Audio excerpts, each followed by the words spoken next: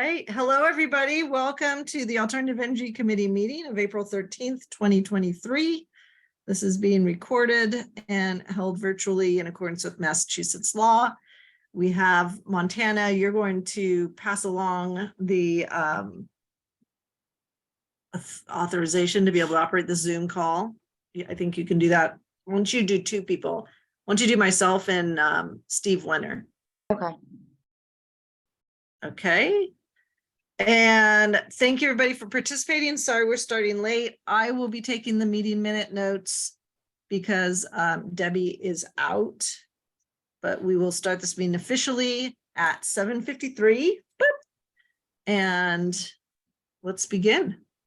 So the first item on the agenda, welcome introductions. As I said, good to see everybody.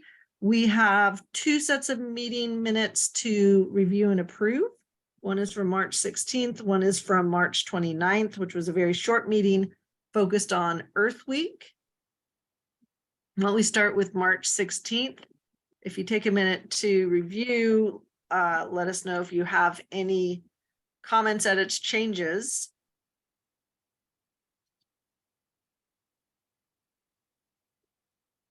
And if not,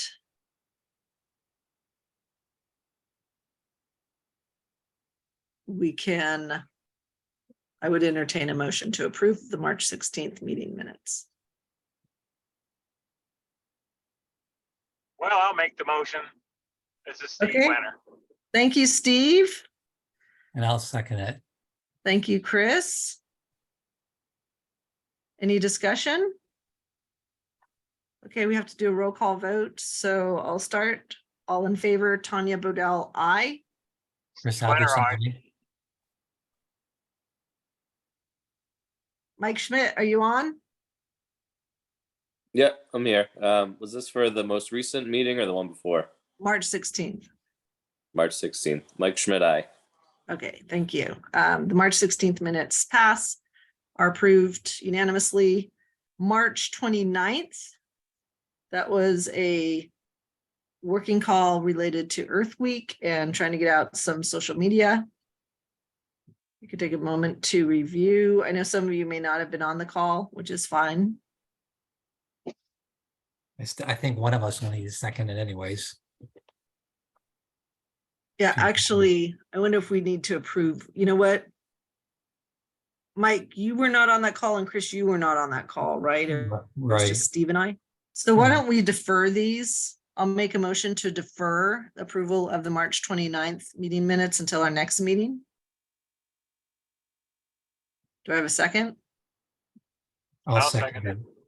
Oh, Okay. All in favor, Tanya Bodell, aye. Chris Steve Wenner, Albertson, aye. Mike Schmidt, aye. Okay, great. And then that way we'll have people who were there. So that deferment passes unanimously. All right. Membership and renewals. We're coming up. June is when the renewals happened. And does anybody know if your term is ending? Oh, Chris, I don't think. Oh, were you an interim? I don't know. I don't remember being an interim, but that doesn't. Okay, so you know what? I will take a look at everybody's. I will Like, take a look. I'm up in May. Okay, and how are you feeling, Mike? I'll How long probably have you roll been off. with us? I've been on for 4 years, so I'll probably roll off, give someone else a chance. Okay, very good. Well, we have appreciated your expertise and participation. You've been awesome. Thanks for having me. Yeah. Do you remember if you joined with somebody else or were renewed? We had an open seat. Right. Sorry, I didn't mean to interrupt Tanya. We had an open seat and I forgot. Oh, Mary, he took over Mary Jo. Oh, right. But Okay. Good memories. Oh, Yeah. tell me about it. But yeah, my wife just laughs. Okay, so I will find out who else is rolling off. I also have news that Pat Gooding has resigned. She has some family matters that are absorbing her time. And these were happening last year as well, but I convinced her to continue on at least for a year. And now that the year is happening, she's offered her resignation. So we have 2 open seats, possibly 3. Does anybody have thoughts or suggestions on somebody in town who might be good for the Alternative Energy Committee? Well, I will definitely put my thinking cap on for that one. All right. Well, we don't have to decide now, but it would be great if we knew of people. I know there have been some people who have applied in the past. There have been people who expressed an interest. And so we can definitely reach out to them and see if they're interested. And that would be great. Okay, and then the other thing is, as we do that, come June, we will be thinking, especially because Pat has dropped off, she's been our vice chair. I will ask at the next meeting if anybody would like to be the vice chair in the interim. Or we can actually, see, here's the problem. Come June, or when we get the next appointments, that would be the point at which we look at leadership and change leadership, vote for the chair, the vice chair, and the secretary. So I don't think we have to do anything about that now, but if everybody could just think about what role they would like to play going forward, I would be happy to step down as the chair, let somebody else take the lead, but still participate and offer my energy industry expertise. Excuse me, Tanya, Yes. I don't want to interrupt, but I just wanted to remind you that I did meet a candidate for AEC. It seemed like he would be an excellent person, and I met him at one of the meetings for the aggregation program. Anyways, we exchanged emails about it, so you might check your emails from me and to refresh your memory as who that was, get his contact information. Okay, very good. He was like facilities director for was it University of UMass, or no, Boston University, I think it was. Anyways, look it up. He was really interested in joining, and but you'll find it. All right, Well, very guys, good. I'm gonna head out, but enjoy the rest of your meeting. Thanks. And Michelle, you sent it to Steve and I. We're now authorized. You're on mute. Tanya, you are host and Stephen is co-host. Okay, perfect. Okay, have a good one, guys. Right, okay, thank you. So Steve, I will take a look at who that might be. We've also had a couple of other people who have applied. We've also had people who have shown an interest, so I'll go refresh my memory on that. Some of them have attended our meetings, and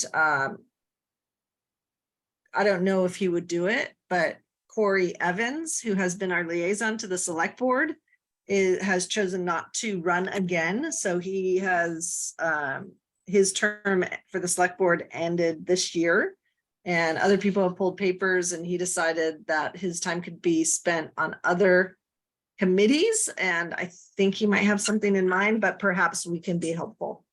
Or maybe he can help us.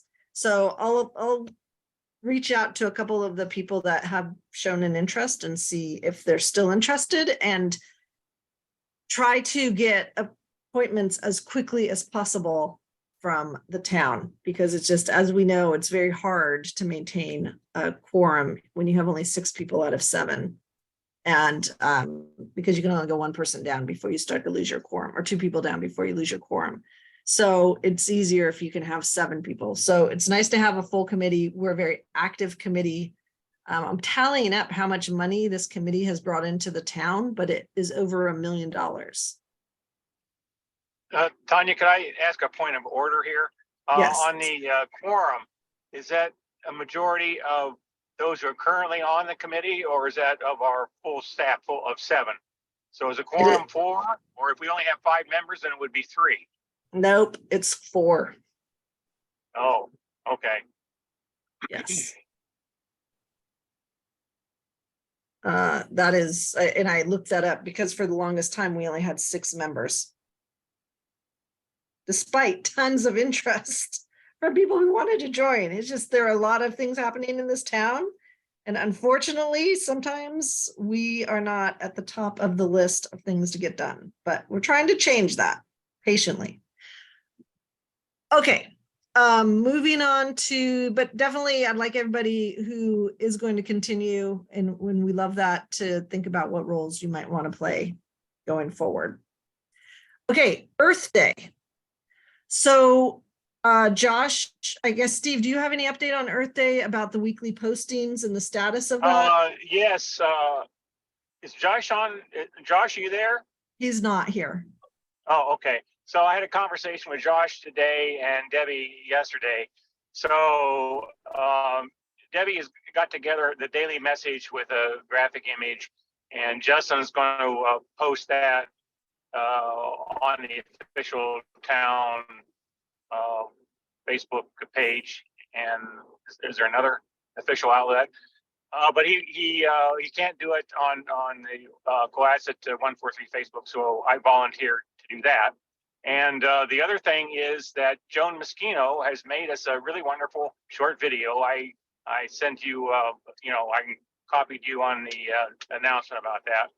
So Justin has to review it with Chris Senior for some reason. I don't know why, but anyways, he wants to review it with Chris, and if it doesn't seem too political to them, then they'll post that as the introductory message on Earth Week. So I thought that was really wonderful of Joan to volunteer to do that, and I listened to her message, watched her little short video, and it was very, very nice. The other thing is that Josh and I talked about the idea of asking Joan if she would agree to be interviewed at the end for 143 TV. I think this was Josh's idea originally, but anyways, so our agreement was that Josh and Justin would take care of that and contact if they decided it was something that the town that they wanted to do, that they would notify Joan or her staff and try to arrange it. Joan did say in her email to me that when she sent me the video, she said, if there's anything else I can do for you guys, please just ask. And by the way, in her video, she made a very strong plug for the Alternative Energy Committee. She gave us a couple of big kudos, and she also mentioned what was the act last year? The Inflation Reduction Act. No, the one in the state, the roadmap bill, the climate roadmap bill. She mentioned the climate roadmap bill, and our objective of trying to encourage the community to go electric. Debbie's arranged to have this electrical pavilion at the Echo Fest. Anyway, so Joan made that really, she, in a few sentences, she did all that. She said, made the announcement of Earth Week and gave the kudos to the AEC and mentioned the climate roadmap bill and going electric. Great. All the things I asked her to do. So anyways, I was very happy that she and her staff did that. So that's all the news on the Earth Week thing that I can think of at the moment. That is wonderful. And I actually saw Joan yesterday at the Appleseed Foundation event, and she's just amazing.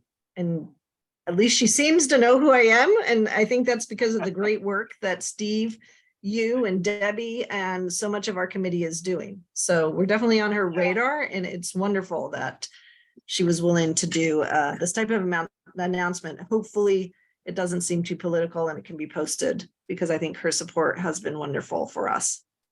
Yeah. Right. Okay, very good. Also, I don't know if anybody else saw this, but in the Cohasset Recreation pamphlet, I noticed that, I don't know if anybody can see this, hold on. On April 22nd, I'm gonna hold this up closer, so, oh, it's backwards, shoot, that's too bad. Okay, I'll just point to it, it's backwards, so anybody who's Leonardo da Vinci can read it. But Well, I we think can the see key it. thing We is, we can see it. you can see it regularly. Yep. Oh, good. It's backwards on my screen. But I guess the point is, there is a Cohasset Earth Day cleanup, April 22nd. Normally at that event, what we do is have a table to talk about what the Alternative Energy Committee is doing. And normally at that event, which is very popular, Debbie will drive her car and open up the front trunk, and the kids will come and they'll get to crawl into the trunk of the car and sit in the car and watch TV. And she'll usually have cartoons playing on the screen. And it's a great advertisement for going electric. So I don't know if she's going to be available to do that, but it would be wonderful. No, she won't be. She's in Egypt, you know. On April 22nd? Yeah, well, she's not coming back until the following Wednesday after that, which is when I'm going to be getting back from my trip also. Oh, darn. So our 2 electric vehicle people. Yeah, Are we're out of both going to be commission. gone. Yeah. Okay, so I guess the question is there anything we want to do, given that our 2 torchbearers of going electric are going to be gone? And I think, Chris, that's a question for yourself and myself. I think what I'll do is take this offline and just send an email around to people and see if there's interest in setting up a table and highlighting what we do. And unfortunately, if we have to take a pass, we have to take a pass. I'll also ask Ginny this is something that we should have known about. And I think we've asked about this and we never heard anything. And that's always disturbing to me. So we'll find out from Ginny what she knows about it and see if it's actually going or if it's just left over from, I don't know. It seems like it's going, it's listed.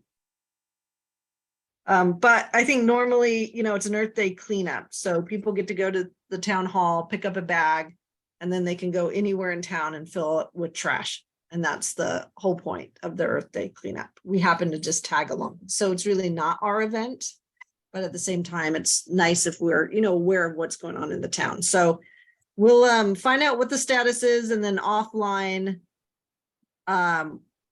without discussion, because we can't really discuss it. Maybe I'll just one-on-one talk to every person and see what their thought is for April 22nd. And if other people are out of town, then maybe we just pass on this one, let Earth Day's event as sponsored be a day of cleanup and focus on EcoFest. So is the idea that we set up a table at town hall, so when people came up to pick their bags up, they could check us out? Yep. Oh, God. And what we've done in the past, because it was a big deal, we would normally in the past had information about the community aggregation, what was happening, what it was about. We had a poster that we would show and explain what the community aggregation was. We'd have the electric vehicle there. We'd have a map of all of our charging stations in a little business card style, and we'd pass that out. So, it was more informational. There was no real activity on our side. It was just an informational booth, taking advantage of the fact that people would come through, and as part of Earth Day, we could advertise what we were doing. Yeah, I think unfortunately, from my perspective, it looks like the town wasn't able to organize it as effectively as in the past. Peter Pescatori always organized it in the past, and he was very, very organized, and had weekly meetings and staff. Even had the Hingham Savings bank contribute T-shirts for everybody, and I don't know.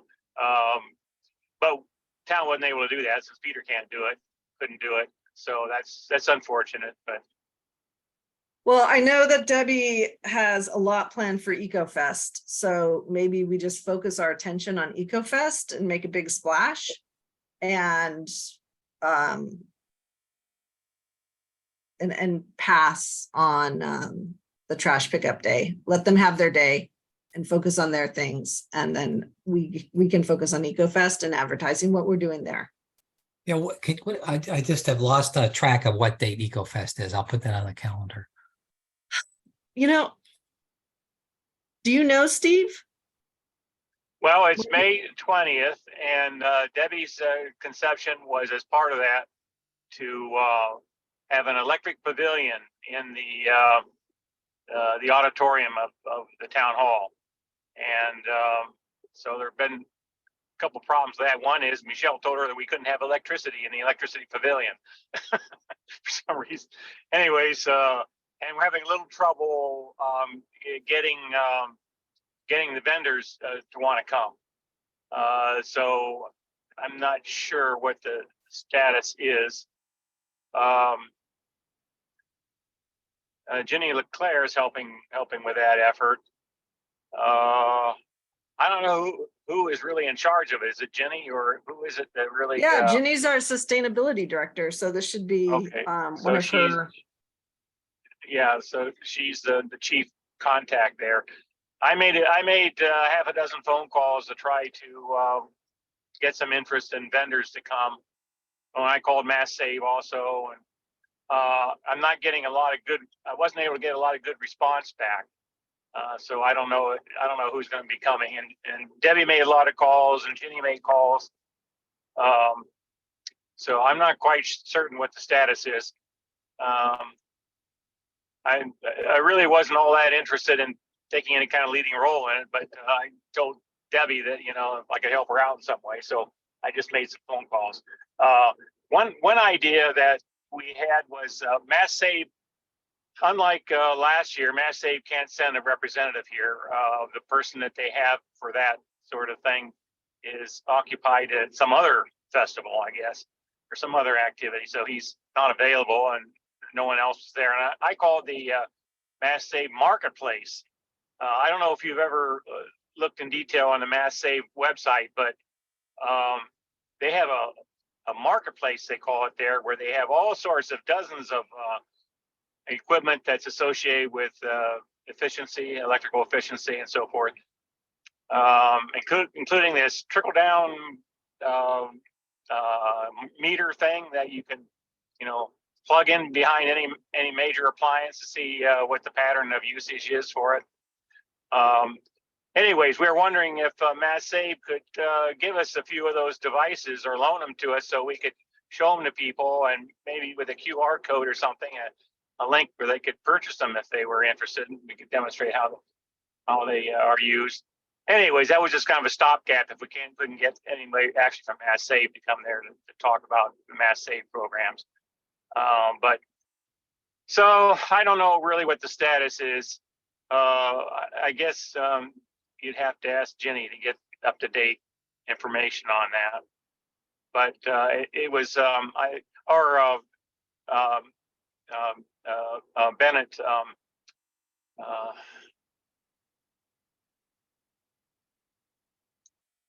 What's her name? Our intern, Bennett. Why can't I think? Brianna Bennett from Hingham. Brianna Bennett. Anyways, actually, I think she might be more in charge of it than Jenny. So I think for an update, you talk to Brianna. I talked to her yesterday or the day before about it. She was more upbeat about it about the possibilities than Debbie was. But I do think that the enthusiasm among possible vendors, retail outlets is less. For instance, Hingham Lumber and Obashan Hardware, they're declining to send anybody. So we're having trouble getting local merchants to want to have, bring a table. Well, that's about all I can tell you about it.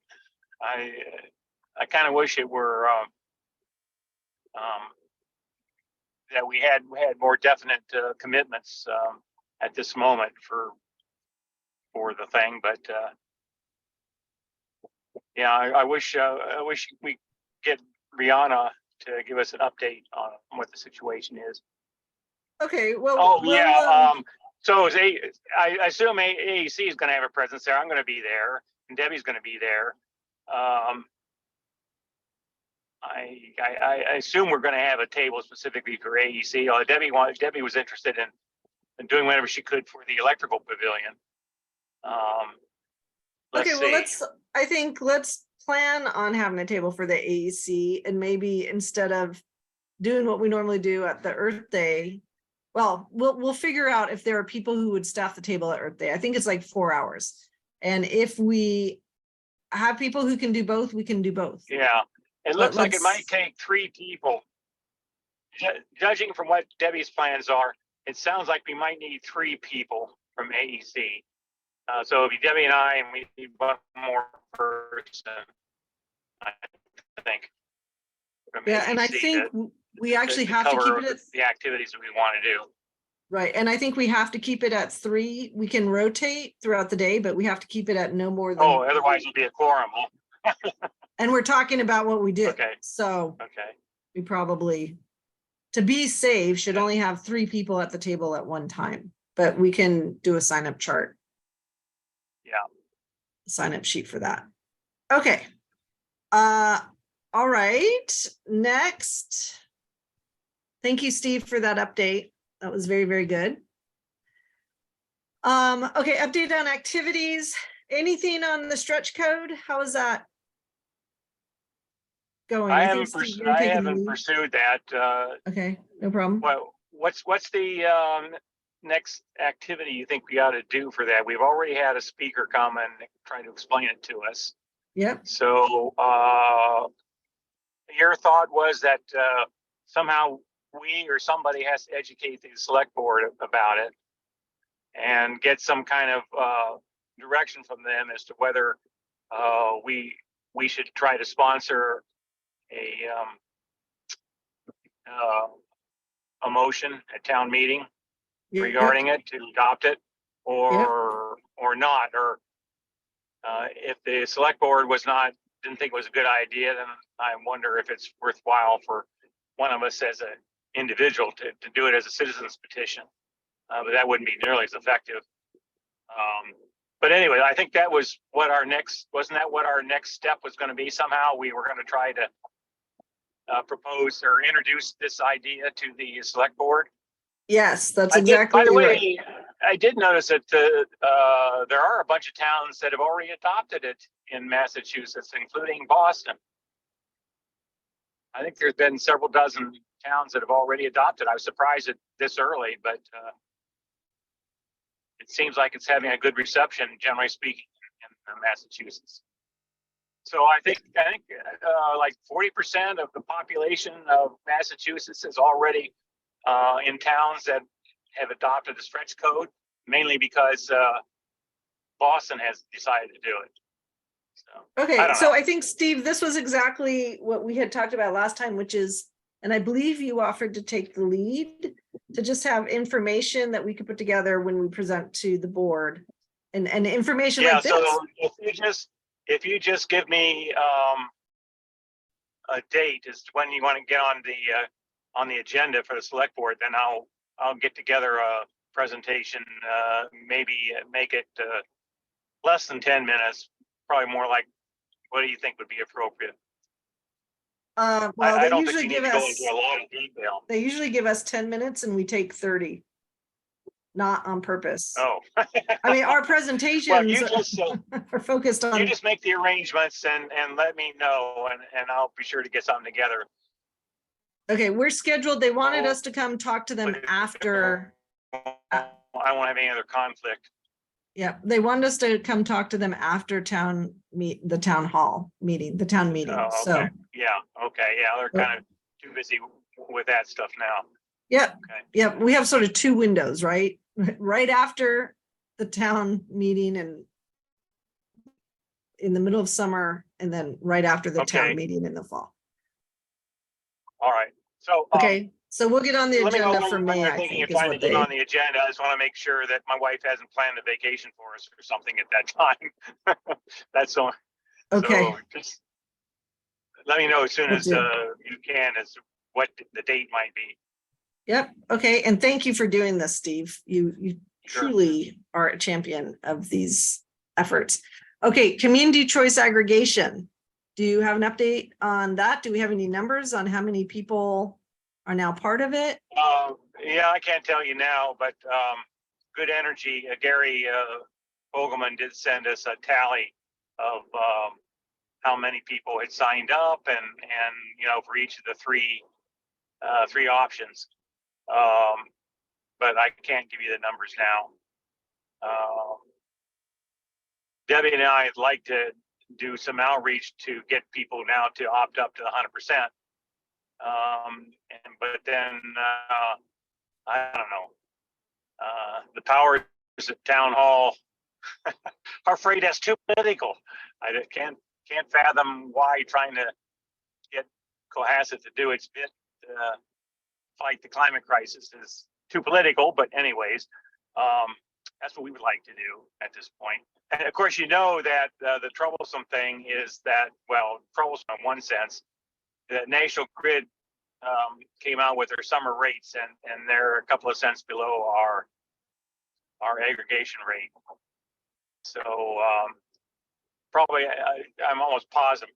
Oops, where am I going here? Hold on a second. Did I make a wrong turn here? I'm talking and navigating at the same time. Yeah, so I don't know. But Steve, that is not surprising. And in fact, we knew this was going to happen because the historical pattern has been National Grid has much higher rates in the winter and then they drop in the summer. The key difference was last winter was crazy high because of the war in the Ukraine. So do we expect it to be any different this upcoming winter? I don't think so, right? We happen to have a very mild winter. And even with that mild winter and gas prices dropping dramatically, like from $7 an MMBTU to $2 an MMBTU, the summer rates still came in higher than historically. So that 14 cents, that's the summer rate. Yes, during the summer, people will be paying more under the community aggregation program, but in the winter and the first 2 months of the program, they paid less.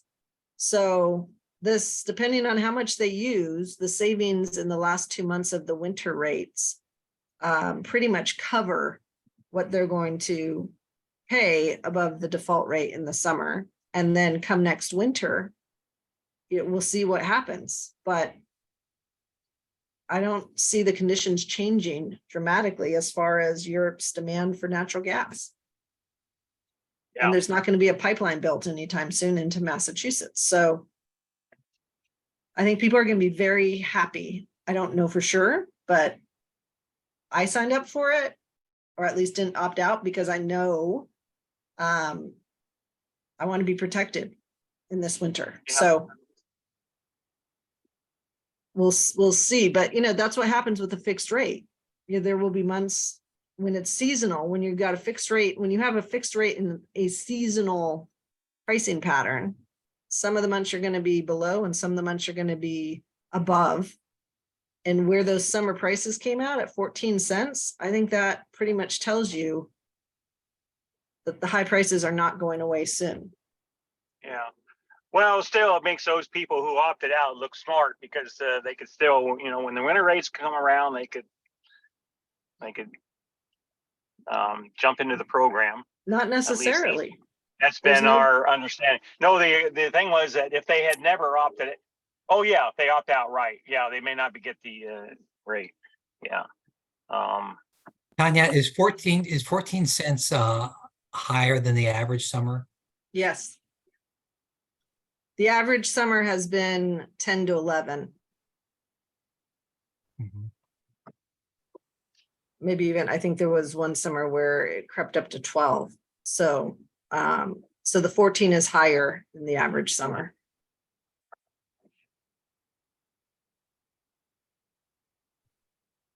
Okay, thank you for the update, Steve. And I think if we could have the numbers next meeting about what the uptake has been and what the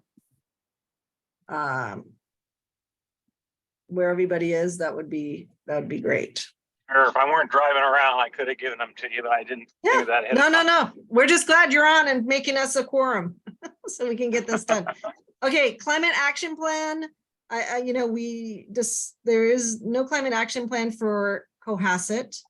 The town of Hingham is going to be publishing their climate action plan soon. It is in the final draft stages. It is quite good, if I say so myself. Just because we were the consultants in my day job. And it was a wonderful process over a year long. I mean, you really see how long a climate action plan takes. This is not a send somebody off for 1 month, hire a consultant, and you have a climate action plan. The plan is the end product of the process. The process is actually what the climate action plan is about. So I think that climate action plan will be a nice template for our town to understand how to approach a climate action plan. And then based on that, we can show that to the select board. And, you know, hopefully if we recommend that they pursue it, a process for that, you know, hopefully they will consider that. But I think having that in hand will give a very tangible look and feel to what a climate action plan would look like for the town of Cohasset. When it's published, Tanya, if you could send the link to everybody, I know I would appreciate that. Yes, I most certainly will. We might even Thank have a you. speaker from Hingham. Right, Steve? Have a speaker from Hingham come and talk about the climate action plan? Yeah, we should be able to do that. I mean, Steve. By the way, Steve I Girardi. was on a Zoom call this morning with a group from Hingham, the Hingham Net Zero people and some other people, and they had Bill McKibben talk. I don't know if anybody in the climate community knows about Bill McKibben. He's the founder of 350, and he gave a rousing talk. Good, and I know Elliot has. I'm sure we can get somebody from Hingham Net Zero or the Hingham Climate Action Group to come. Yep. Okay. So I will reach out to Brad Moyer, who's the chair of the Climate Action Planning Committee. Just also so people know, they are proposing for the Hingham Town meeting this year that the town vote to establish a Hingham Climate Action Plan Implementation Committee. I don't know what they're going to call it, but basically a committee that continues the work now that the plan is being presented and finished. Somebody on a committee that can help move it forward and implement the steps and the tasks that are identified. So exciting things happening next door. Yeah. Okay, update on grants. Quickly, electric school bus demonstration project. We are down to one last issue, I believe. And that there's two issues. One is the level 3 charger. It turns out Ray, who's with the schools and in charge of the bus fleet, talked to the Boston school system, and his counterpart at the Boston school system said that you definitely need a level 3 charger for the buses, and versus a level 2, which had been proposed. The level 2 charger was going to be provided at no cost by National Grid. And so we did a lot of research into whether or not you could do the buses with just a level 2 charger. And in the process of doing that, what we discovered is under the current specifications of the buses and the battery charge and how quickly the charge goes away in the cold winter. And just to give you, think about it in like a miles per gallon, or in they reverse it, it's a kilowatt hour per mile is how you think about the buses. So how many kilowatt hours do you have to take off the battery to go 1 mile? And in the best states with the best conditions, which are dry and warm, you can maybe get down to 1 kilowatt hour per mile. In -37 degrees in Alaska, it's almost 4 kilowatt hours per mile. And 2 different studies in Massachusetts have indicated that it's 2.38 to around 2.7 kilowatt hours per mile. Under And- what conditions? Well, it's going to be worse in the winter and better in the summer. Oh, on average, the average school year. Got it.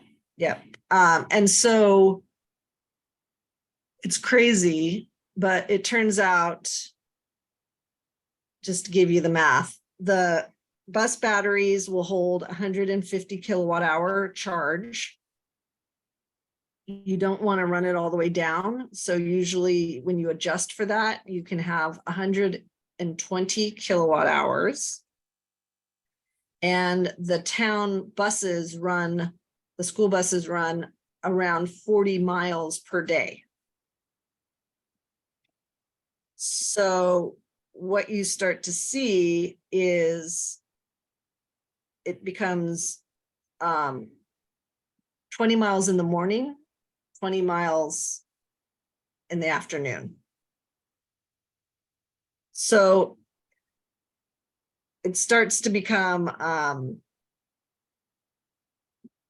difficult to do a full day without charging in the middle of the day, if I did that math right. So as a result, we're trying to think about, are there any days where the buses can't charge after the morning run? Now, if you have a level 3 charger, it doesn't matter because they'll charge like within 2 hours, but you still have to be able to charge. So we did some work on that, and Anel ran a number of scenarios. And what we realized is there are days in the school system where, I know, Steve, are you following all this? Right, there are days in the school system where it's half days. Basically, the half days are where we get constrained. So there are 18 half days, and during a half day, the bus might not have the ability to charge in the middle of the day. But of those half days, not most of them, but 10 of them, the schools don't all have half days at the same time. So there's only 8 days where all of the schools have a half day.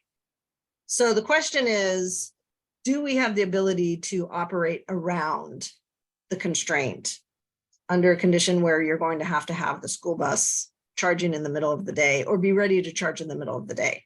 So we're going and getting more information from Boston to understand what they're getting on a full charge. We're looking at the level 3, I think, for sure. And I think it is possible, without buying an extra bus, that we can cover those 8 half days, either with the backup bus, or in the instance the backup bus is not available, the school has a contracting arrangement in place with the bus companies where they could bring a bus in. So I think I know we have our arms around this challenge, and I think there's a way to work around it. And I believe, along with parking, is the last issue, and the level 3 charter. But there have been great conversations between the schools and Enel and the town and us and capital planning, and it's all very exciting. But I think these buses, as with the Nest thermostats, were designed for Southern California, and when it gets to New England, things start to go haywire. It's not as easy. It's not as cut and dried. Tanya, have you looked at whether there's a route that's maybe less? Yes, one of the routes is, I don't want to say significantly less, but it is less. And the other thing is too, remember the 120 kilowatt hour limit is not a real limit. That's like my dad telling me to never get below a quarter tank, which I Yeah. do. and so it's sort of like, okay, don't get below a quarter tank, or don't get below a fifth of the tank is what that rule is. So I think we're not going to really know whether or not this is a real problem until we actually get the bus. And frankly, that's the point of the demonstration project. But what we don't want to do is be caught, like if it were 30 days, that would be a problem.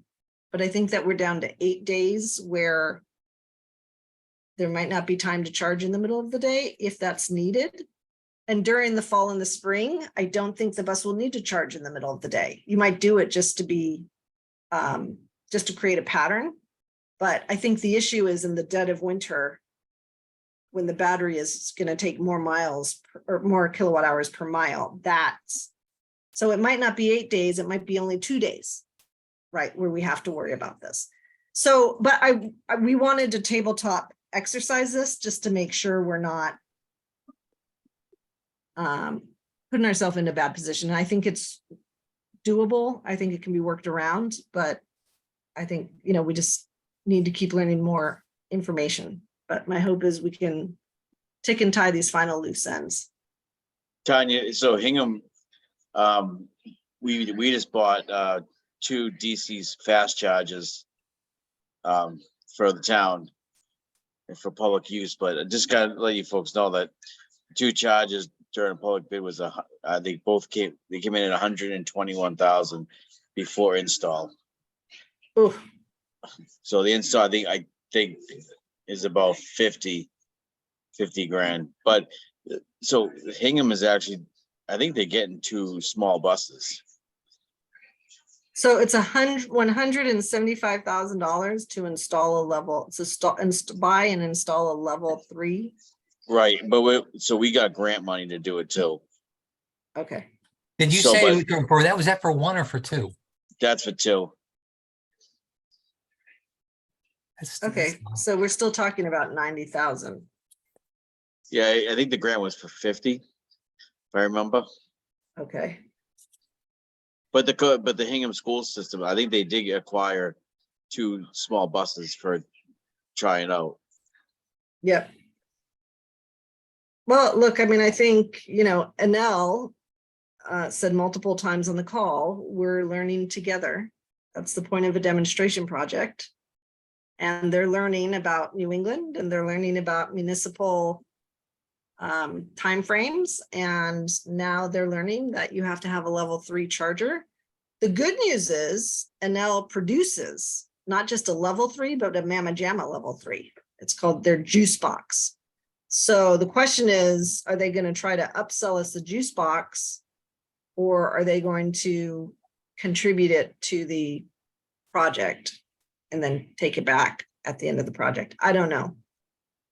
But we are learning together, and it's been a good exercise to think through all of these details, and you don't do it unless you have a project on hand. So the demonstration project is accomplishing exactly what it needs to accomplish, even without a signed contract.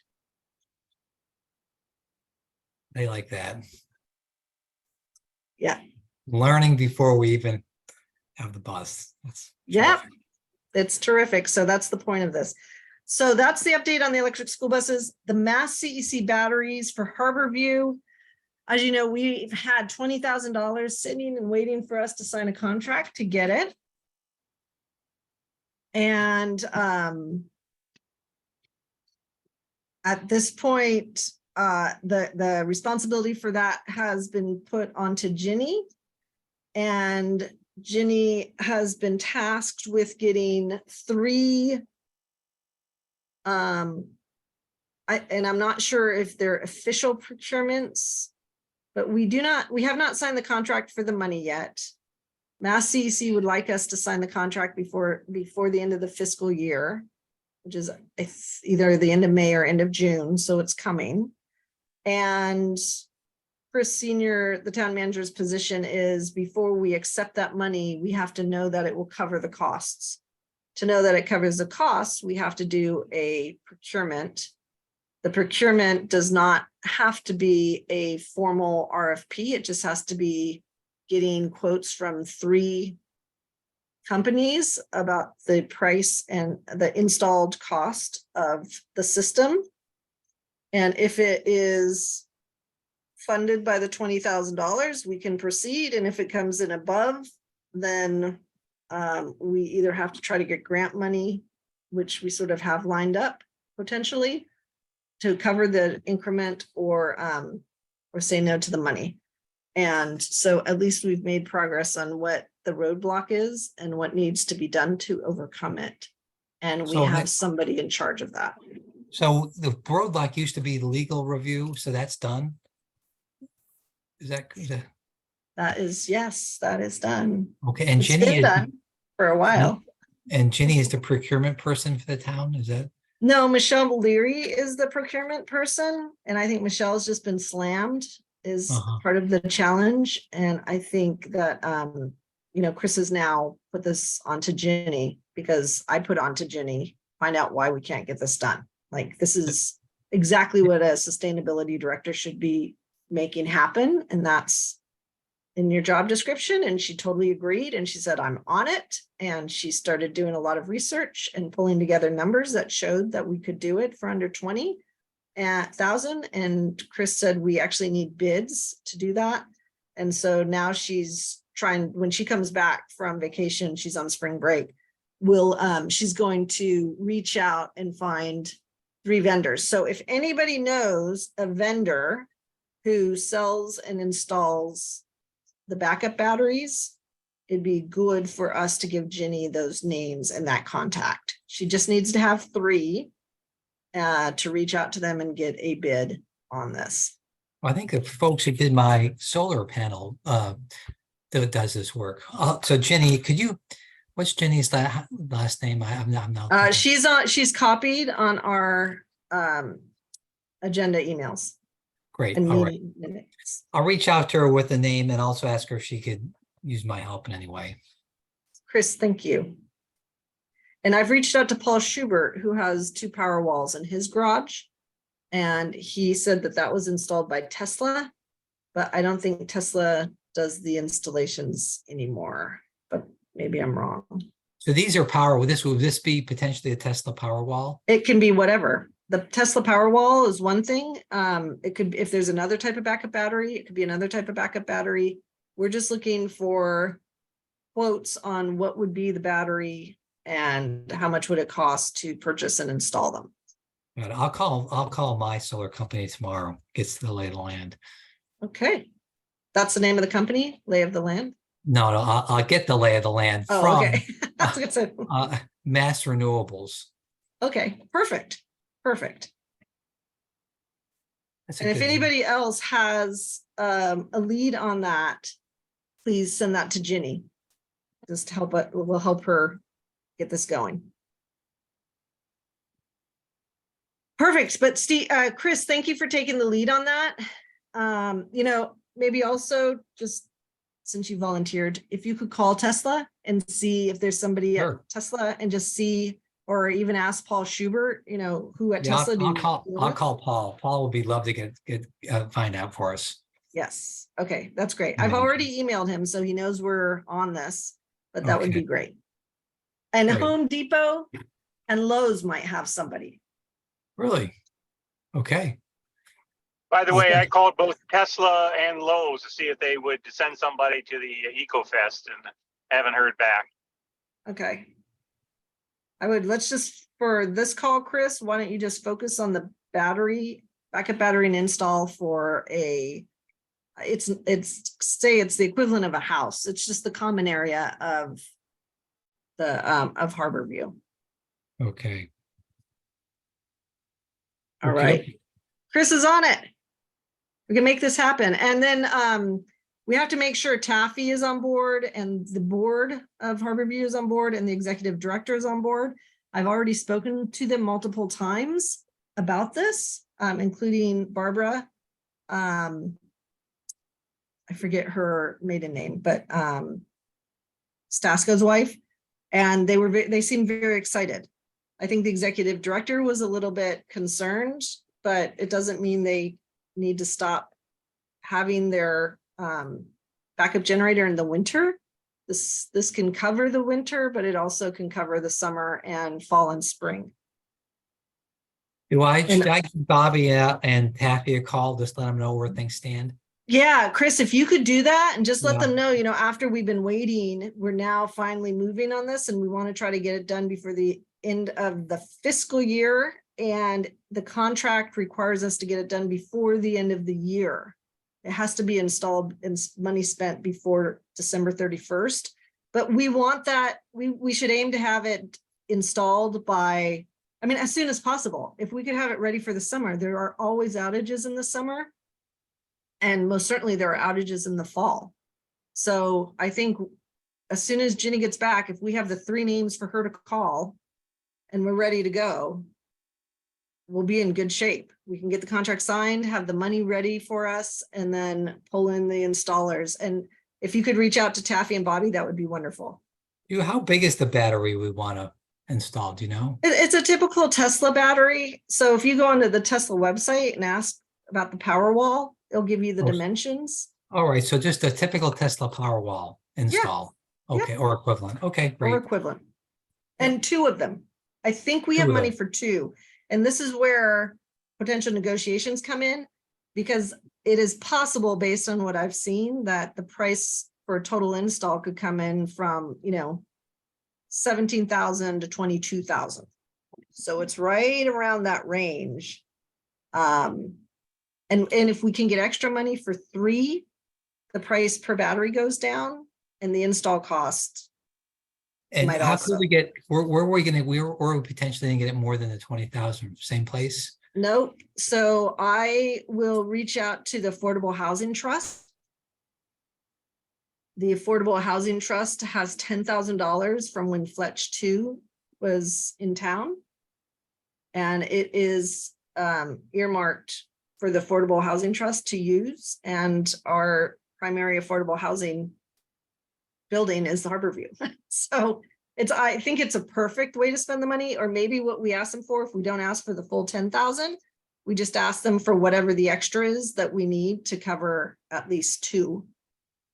And if they're willing to give the 10,000, maybe we can get 3 batteries. So I think we would ask the bidders to give us a price for 2 and for 3 batteries to install. Okay. Okay, Got it. Great. Yeah, thanks. you're on it, Chris. This is you. Oh, yeah. Make Yeah. it happen. Right. Thank you for volunteering. Okay, solar energy projects, nothing to report there, except that we are little, and it's not so little because it keeps ticking up, because the winter was so expensive. We have now the solar energy array on the old landfill in its first 4.5 years of life has saved the town $357,000. Wow. That's really terrific. That is terrific. The MVP, and we could have more savings on the other contract.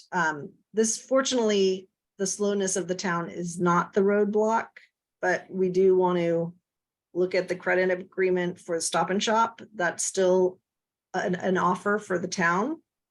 They're getting sort of the first chance to get those savings, guaranteed savings, but we have not, but we're working on that too.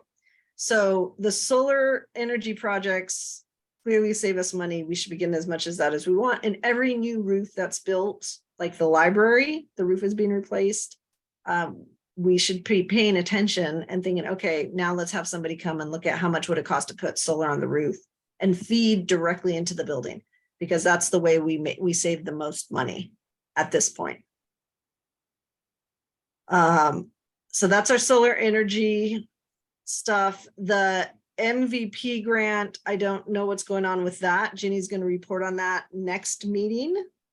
The MVP grant. Can you remind me what MVP stands for? It's No, not right now. Okay. I forget what it is. I don't know if it's Municipal vulnerability project, maybe. it's a FEMA grant, right? Yeah, municipal vulnerability program. Okay, I think that's what it means. okay. So Ginny's done some research on that. And I think there's also potentially, she's looking into whether we can submit another proposal for a system to put onto the Deer Hill and Osgood schools. We received Green Communities grant money to install a regulator system on the high school. And what the regulator system does is it makes sure that the heating system and the cooling system are talking to each other. Because it turns out in multiple schools, the air conditioning and the heat will be running at the same time. So there's a grant that we've received to install a regulator system on the high school. The way the Green Communities grants work is that if we have to show them that we've used the grant, we've installed the equipment, and only then can we ask for more money for a different project. So there's paperwork to be done, and DPW and Michelle are now aware that that paperwork was not done for the high school, and it needs to be done before we would apply for Green Communities money in the fall.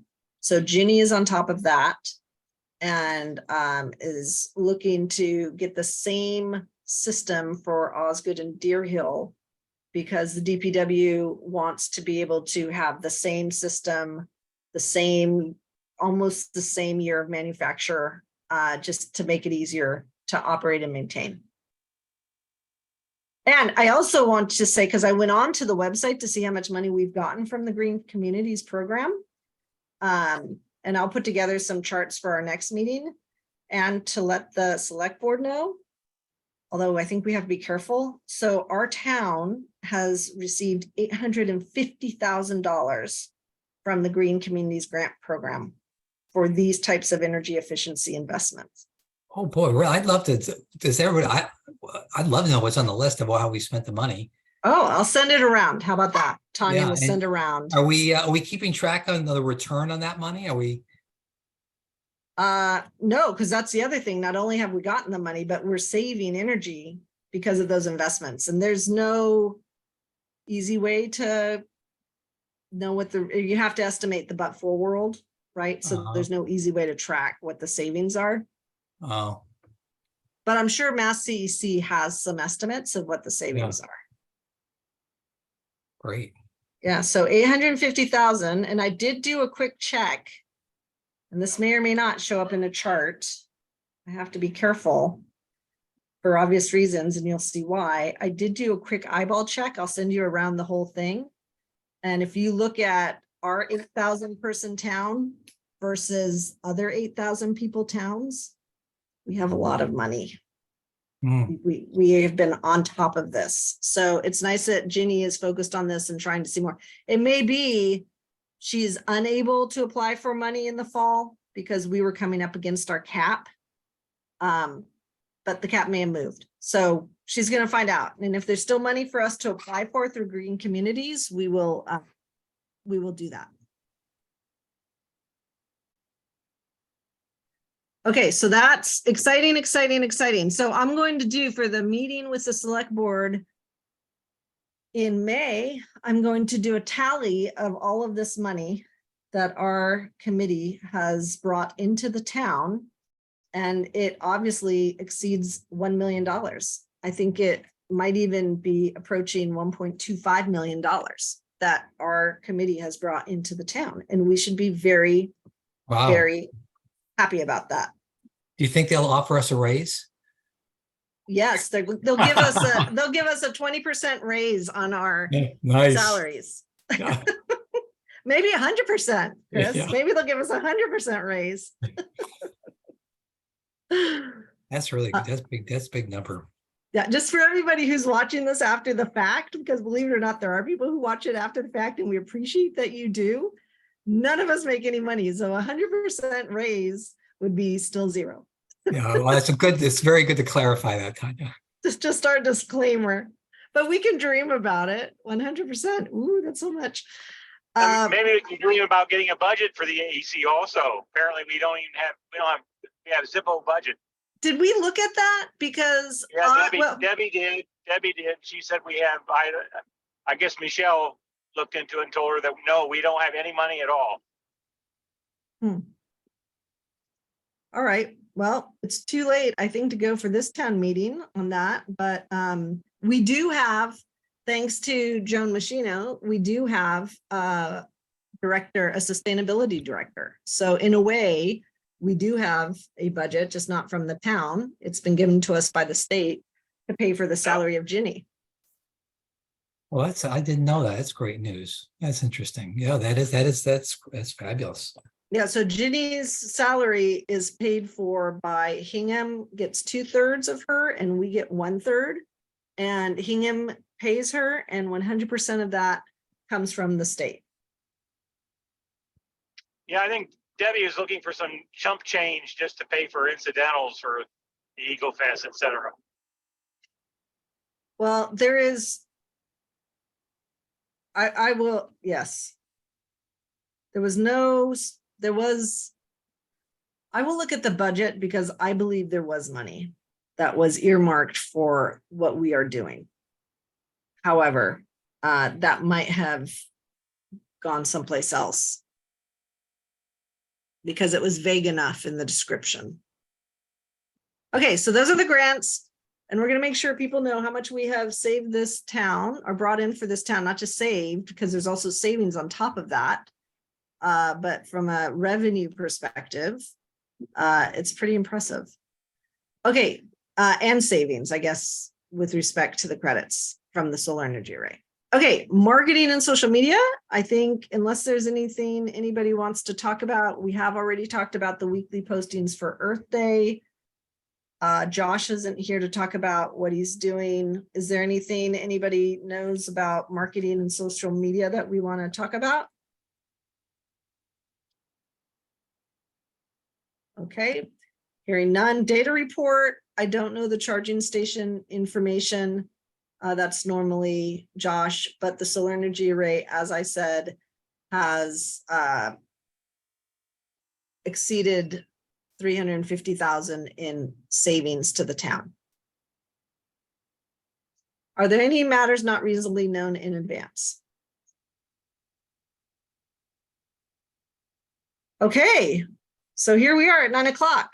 I want to thank everybody for participating. I know it's the week before vacation, so people are out and about or driving or doing other things. Steve Girardi, we love having you continue to participate with us, so thank you.